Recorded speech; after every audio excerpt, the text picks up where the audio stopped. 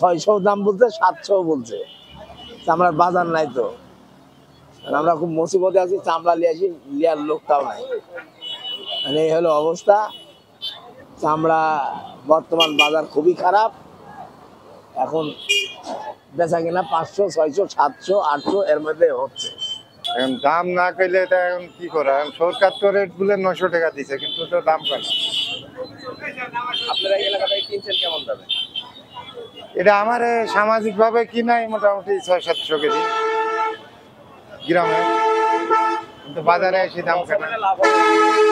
এখন তো লস লাভ বেচার দাম কইলে বোঝা যাবে, কিন্তু দামই তো কেনা বাজারে। রেট দিছে 1300, আমরা মানে এলাকাতে কিনেছি আপনার 1900, 1050 এরকম ভাবে কিনেছি। এখন আসি দাম করছে আপনার 700-800। আমাদের লস। চামড়া প্রতি 200-100 নাই, আবার গাড়ি ভাড়া খরচ আছে, আবার এখানে খাজনা দেওয়া লাগবে। এতে আমাদের অনেক টাকায় লস যাবে। সরকার রেট দিচ্ছে, এখানে চামড়ার রেটই নাই, দামই নাই। চামড়া বেচতে পারছি না, চামড়া এখন ঘুরে নিয়ে যাচ্ছে। এই হলো দেশের অবস্থা। সরকার রেট দিছে কত আর বলতেছে কত দাম? রেট দিছে 1150 টাকা মনে হয়, আর রেট দিতে ধরেন 500-600 টাকা দাম বলতেছে না। এতে কি লস হবে না লাভ হবে? লস 500-600 টাকা লস হবে চামড়া পিস প্রতি। আছে ওখান থেকে এখানে প্রতি বছরে আমরা কিনতে আসি। এবার বাজার যেরকম বাড়তি মনে করেছিলাম ওরকম বাড়তি না, তুলনামূলক আমাদের পক্ষে খুবই সুবিধা।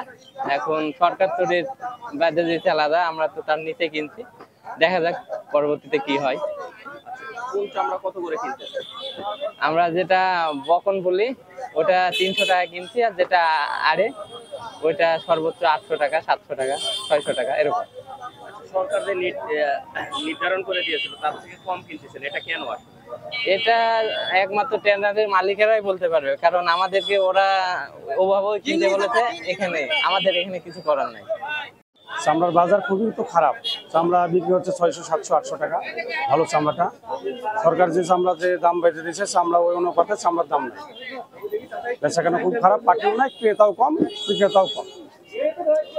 এই হলো অবস্থা চামড়ার বাজারে।